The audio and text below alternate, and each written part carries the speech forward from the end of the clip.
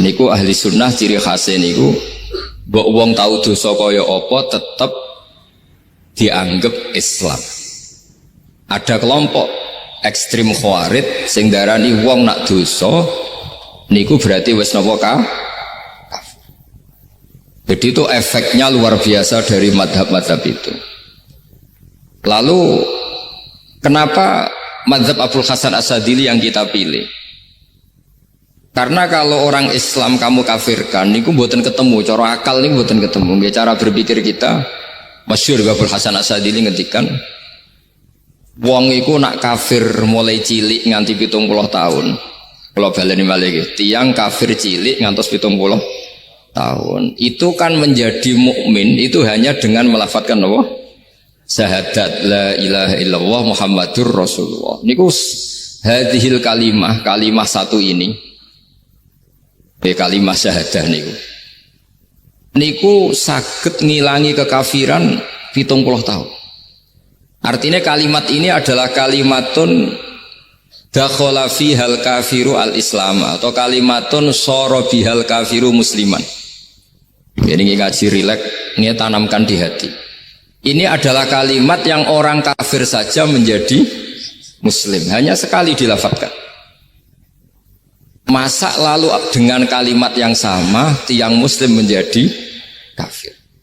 Ini kumun buatin ketemu akal. Makanya madhab takfiri, madhab gampang mengkafirkan orang itu jelas madhab yang enggak ada rujukannya sama sekali, enggak ada pegangan ilmiahnya sama sekali. Wong kafir wae jadi Islam, mosok wong Islam jadi kafir. Mau perkara tahlilan ning kuburan. Gara-gara tahlilannya nyekel patok dianggap napa? Kafir. Mergo dianggap njaluk napa? Jaluk bae, jaluk kufur. Mulane dawuh Said Muhammad masyhur itu diterjemah di seluruh bahasa di dunia. Wong-wong sing ngafirno iku mbok yo sekali-kali nginceng iku ngrungokno. Lho kula nu sampean tahlil iku yo ora seneng. Kadang sing tahlil yo rada kurang ajar. Kula niku yang ben nak mati, nak sing tahlil nang Jepang niku ora seneng. Mergo yo rada sombong lah wong tahlil iku ya kadang rada sombong. Misale ngaten, kula kiyaine jenengan. Dongane ngene, ya Allah, ini guru saya.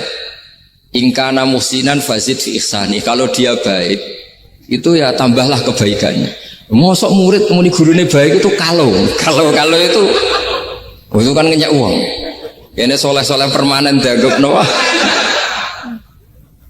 Jadi dongane itu ngeper, ingkana muhsinan fazid Fesa. Wa ingkana musian fatajawas anhu. Misalnya kalau dia orang buruk, kalau beliau orang buruk yang kau maafkan.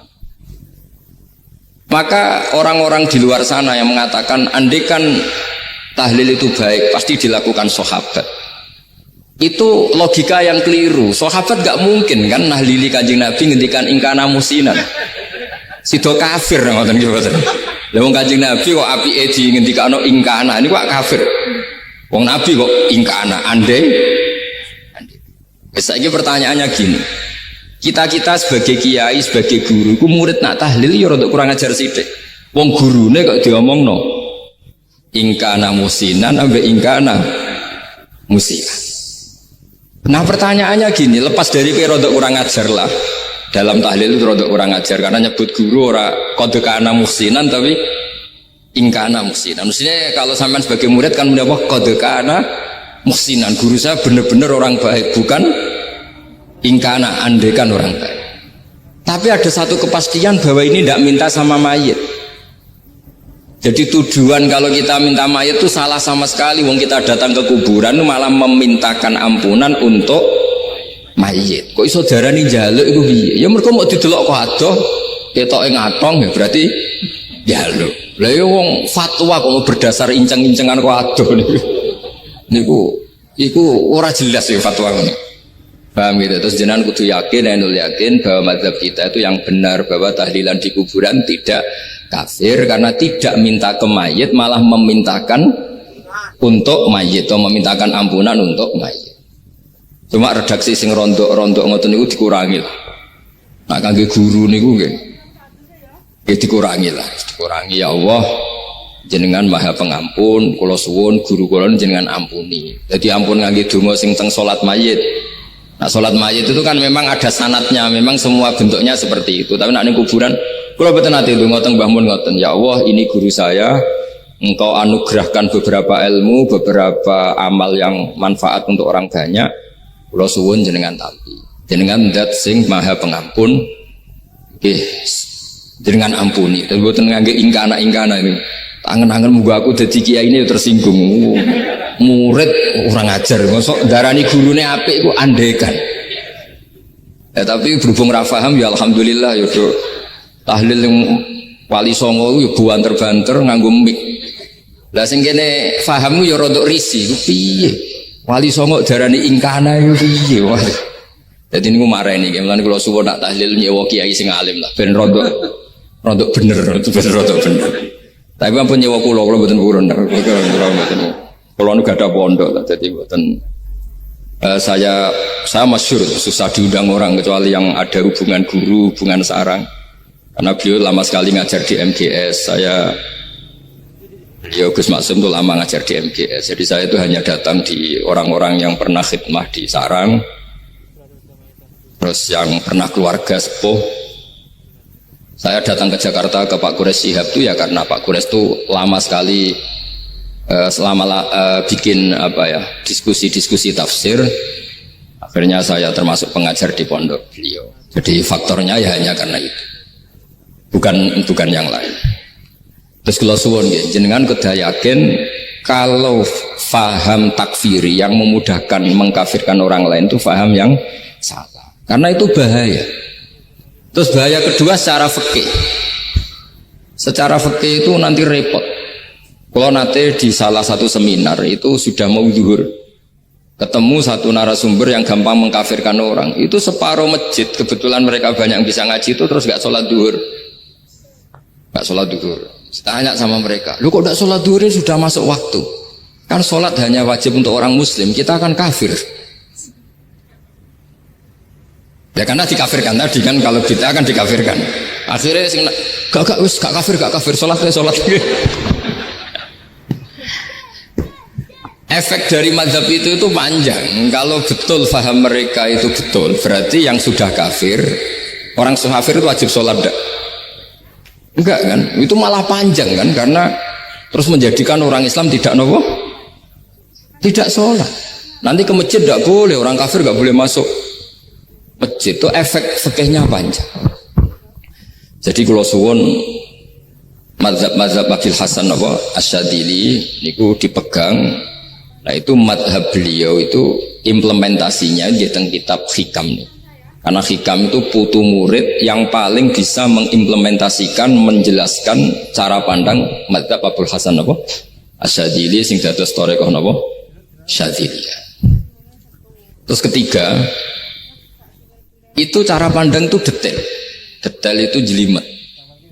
Mesti sampean ora kepikiran. Misalnya begini.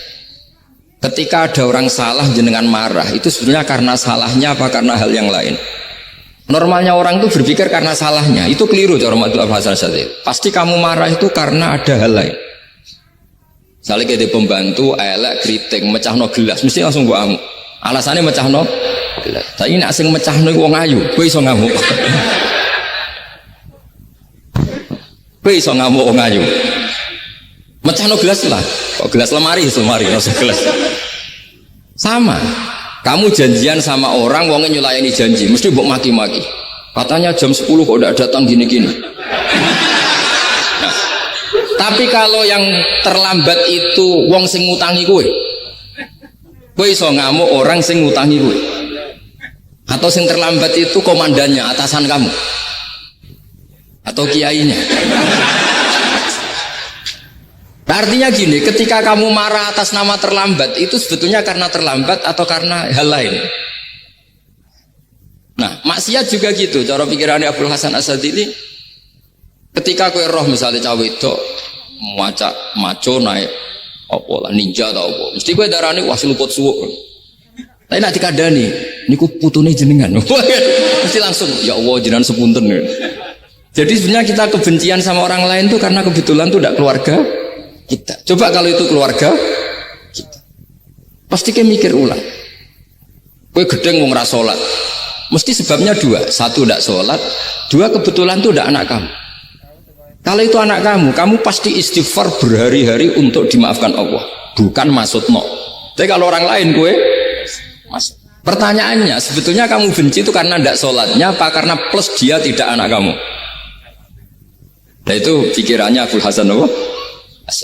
Gue ngamuk itu gelas pecah, itu perkara itu pecah gelas apa plus yang pecah no elek. Nah itu pecundang kita, itu cara pikiran Abul Hasan. Kita ini pecundang, pecundang itu nggak fair. Kenapa? Betul fair. Nah itu terus beliau diantaranya punya cerita Nabi Ibrahim itu pernah diangkat ke Allah di alam malakut. Di alam malakut kemudian ini ada di kitab Hikam juz 2 halaman 4 yang di bab ini yang saya baca. Ini cerita terakhir nih, bantu kumpul. Sampai tak ngaji suwi-suwi ora mesti paham, aduk sediluk. Nak sediluk kan dia alasan. Kenapa ora paham? Salah Gus Pak ngulangi sediluk. Lah nak suwi sampean ora paham malah ribet kan? Diulang suwi ora paham goblok tenan berarti kan gitu. Nah ini untuk menjaga harkat dan martabat niku ngajine sediluk mawon dan takoki malaikat. Kenapa ora paham? Salah Gus Pak ngajine sediluk. Jadi duwe napa? Alibi lah gada napa? Pembelaan. Nabi Ibrahim itu diangkat di alam malakut karena beliau seorang nabi melihat orang maksiat, ditanya sama Allah, ya Allah itu orang-orang maksiat itu makan dari rizkimu, menempati bumimu dan semua fasilitas engkau bikin. Lalu menurut kamu gimana Ibrahim? Ya bunuh saja, matikan saja. Sama Allah dituruti. Melihat lagi ada maksiat yang berbeda, selalu Nabi Ibrahim usul itu dimatikan. Jadi Ibrahim pernah jadi garis keras lagi, keras sekali. Lalu suatu saat Nabi Ibrahim itu disuruh nyembelih Ismail. Disuruh nyembelih apa? Ismail. Baru disuruh nyembelih Ismail, Nabi Ibrahim tanya, ini anak saya ya Allah, ini samratu fuadi, ini buah hati saya, kenapa engkau nyuruh menyembelih? Sejarah ngetikane pangeran, apa kamu tidak ingat ketika tak angkat di alam malakut beberapa hambaku kamu usul supaya tak bunuh? Cara Jawa ini, cara Jepang ini raro rasani jadi aku itu pangeran sing gawe aku enak wae usul-usul kon mateni jare. Saiki gentenan, saiki anak sembelih. Rumang sama udah di pangeran gak sayang mbek kaula. Kowe tak dadekno nabi ku kon dakwah ora kon mateni. Nabi Ibrahim nangis. Nah inilah perbandingan bagi kita. Sebenarnya saat kita benci maksiat, itu sebetulnya di hati kita itu tidak hanya maksiat. Kita ada dak fairnya. Plus itu dak orang yang terkait dengan kita. Jika misalnya mau wangkel, misalnya penyanyi sing piye mau wangkel. Suatu saat penyanyi ku WA kowe, "Mas aku ya gelem dadi bojomu, ilang mangkelmu." Kan? Jadi pecundang, kita ini sebenarnya pecundang. Nah, syukur-syukur memang makom kamu sudah tinggi. Memang benar-benar benci karena maksiat. Paribasane wayu gelembok rabi tetap mangkel. Tapi saya tidak yakin. Soleh-soleh seperti ini imannya sampai seperti itu tidak yakin. Dan saya kalau yakin begitu berarti keyakinan salah itu salah dan bodoh itu. Karena itu nggak terbukti. Makanya ini kitab baru kalian kitab hikam karena ini acara ngaji hikam kula waos. Sedikit mawon kula waos ini jawabannya Nabi Ibrahim ketika disuruh nyembelih Ismail teng halaman 4 juz 2. Allahumma hadza waladi wa samratu fuadi wa habbun nasi ilayya. Fasami aqailan yaqul ama tazkurul lailah allati sa'alta fiha ihlaka abdi. Awama ta'lamu anni rahimun bi ibadi kama anta syaqiqun bi waladik. Jadi Ibrahim anak kamu sembelih. Kata Ibrahim, ini nggak mungkin Gusti, ini buah hati saya. Kenapa engkau minta ini tak sembelih? Apa kamu tidak ingat pernah mengusulkan saya menghabisi sekian hamba saya? Kalau kamu bisa sayang anak kamu, saya juga sayang hamba-hamba kue enak we. Mikir. Jadi makanya kalau suwon kita ini hidup harus insaf. Nak kira dia duit, iku yo mangkel tenan, loro tenan. Terus bojomu mbok kon sabar pas kue ra ngekeki duit, iku yo ra fair. Yus ben-ben ngamuk. Satu kelihatan cerdas. Memang kondisi nggak punya uang itu harus ditanggapi dengan marah. Mosok diapresiasi. Pinter mas kowe saiki dadi wong zuhud. Wah, ya ribet kan. Wes jos Mas sampean. Saya kira di duit sampean sudah wong zuhud, wong waro. Tapi udah mati bareng saiki. Jadi sebetulnya Allah bikin emosi itu andai kan boleh dibahasakan wis dipikir. Walau la dafu inna safa'duhum bi ba'd la fasadatil ard. Jadi bumi ini sebaiknya itu diisi dengan sekian perbedaan. Tapi tidak konflik loh. Perbedaan dengan konflik itu beda. Saya ulang lagi, bumi ini sebaiknya diisi dari sekian apa? Perbedaan, karena justru itu bagus. Saya itu berkali-kali bilang, andai kan tidak ada pikiran kedua, ini dunia ini sudah rusak. Harus ada pikiran kedua. Misalnya ono wong kok terlalu apik mbek kanca, mesti bojone sambat, wong gak men ngopi mbek kancane ra tau ngapi mbek bojone. Tapi kalau ngopi mbek bojone terus, mesti kancane sing sambat. Wah, jok rabi lali kanca. Ribet. Manusa itu ribet. Kados kula dugi mriki ini hormat Gus Maksum. Nggih mungkin tok ganjaran. Tapi untuk dosa sidik-sidik ninggal pondok. Jadi ya sudah. Ya mau tidak mau karena memang hidup itu tidak banyak pilihan.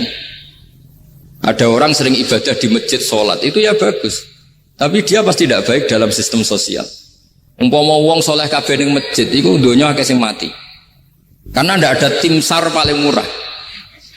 Loh iya kan, wong kecelakaan itu penolong pertama itu orang yang di masjid apa sing tukang ning dalan-dalan. Artinya sing ning masjid iktikaf mesti ra duwe ganjaran nulung wong kecelakaan. Artinya ada kebaikan yang pasti nggak bisa dilakukan orang yang sedang di masjid. Andai kan yang di jalan tuh orang-orang soleh itu wah dunia sebaldatun thayyibatu wa rabbun ghafur. Loh ya betul, Nabi pernah ditanya sahabat, ya Rasulullah kita ini senengane ngegeng di jalan. Ya kata Nabi, ya sudah nggak apa-apa, asal a'tut thariq haqqaha, ya kamu memberi haknya jalan. Apa itu? Amar ma'ruf nahi mungkar. Maksudnya nahi mungkar gini. Misalnya di bus itu ada orang soleh mayoritas, itu sing nyopet ya wedi, mergo mesti ditabuki wong akeh. Kalau yang di perapatan wong soleh kabeh, sing beda wedok ya isin. Mergo sing perapatan wong soleh kabeh. Lah masalah iki ra soleh kabeh, kemari ribet kan gak soleh kabeh. Jadi sebetulnya Indonesia itu aman kalau yang di jalan tuh soleh semua, karena perempuan lewat gak diganggu, ada copet gak berani, semuanya aman. Maka di Islam itu menyebut kebaikan itu jumlahnya banyak sekali. Tidak bisa kamu wah hebat-hebatnya wong sing ning masjid terus, tidak bisa seperti itu. Andai kan semua orang di masjid, nah ono kecelakaan pertama yang nolong siapa? Nah ono wong golek alamat tuh takok sapa kabeh ning jero masjid. Ribet kan? Nah, makanya ini Quran bikin aturan wala taq'udu bi kulli siratin tu'iduna wa tasudduna an sabilillah. Yang enggak boleh itu duduk di jalan sambil mengganggu atau mengancam hal-hal yang baik. Tapi kalau duduk di jalan justru membantu hal-hal yang baik, maka ini disyariatkan oleh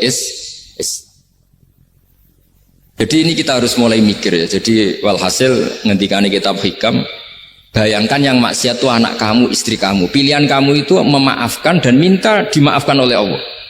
Tapi ketika orang lain kamu minta supaya dilaknati Allah, ini tidak fair. Jika kita diajari guru-guru kalau minta ampun ighfirli wali walidayya wali jami'il muslimina wal muslimat, masih dikata wali jami'il muslimina al muslimat wal mu'minina wal mu'minat. Itu filosofi yang luar biasa, kata jami', semuanya ya Allah engkau maafkan. Bukan keluarga saya tok, siapapun yang berkontribusi terhadap Islam ini engkau maafkan. Begitu juga di muqaddimah khutbah kula suwun harus ditradisikan wala alihi wa sahbihi ajmain. Kata ajmain ini kata pembeda. Mungkin orang baca hanya rutin, tapi kita yang nekuni ilmu, ajmain ini kata kunci. Fa inna ahlas syiah akramu sahabiyan wa ahanu sahabiyan akhar. Jadi tradisi mazhab Syiah itu apa? Ada sahabat yang begitu dimulia-muliakan berlebihan kayak Sayyidina Ali, dan ada yang dihinakan kayak Abu Bakar dan Umar. Lalu pembedanya dengan ahli sunnah apa? Kita menghormati sahabat wa sahbihi ajma'in. Jadi hadhil kalimah kalimatun fariqah. Ini kalimah pembeda. Jadi ajma'in mboten kalimah rutin terus ono jimati ono kasiate ini mboten. Kita maklumatkan ke seluruh dunia bahwa mazhab ahli sunnah ditandai dengan wa ala alihi wa sahbihi ajma'in. Lane dawe Mbah Hasyim wa nukrimu ahlal bait wa nukrimu jami'a ashabar Rasulillah sallallahu alaihi wasallam. Wa nukrimu jami'a ashabi Rasulillah sallallahu alaihi wasallam. Ciri utama mazhab Ahlussunnah apa? Menghormati keluarganya Nabi dan menghormati seluruh, ada kalimat apa? Seluruh sahabat. Jadi kata asma itu kalimatun fariqah atau kalimatul fasl. Kalimat yang membedakan mana madhab Syiah dan madhab Ahlussunnah apa? Itu kalau jenengan ngaji teng Gus Maksum napa teng Kiai Haji Maksum, di antara madhabnya sinten? Nabi Ibrahim yang diceritakan Abul Hasan apa? Asyadzili, kebencian kepada maksiat, kita semua pasti benci maksiat. Tapi gak fair kan, yang satu kamu laknati, yang satu kamu doakan. Ujung-ujungnya apa? Ada unsur hadun nafsi. Kalau yang terkait dengan jenengan mbok dongakno di sepuro, nah yang gak ada terkait mbok pasutno. Ini kan gak fair, padahal sama-sama apa? Maksiat. Terus kalau suwun polemik tentang ketentuan gimana hukumnya ziarah kubur, ya hukumnya baik karena mendoakan atau memintakan ampun untuk yang mati, bukan meminta sama yang mati. Udah Sayyid Muhammad kena arah percaya rukokno wong didelok kok adorat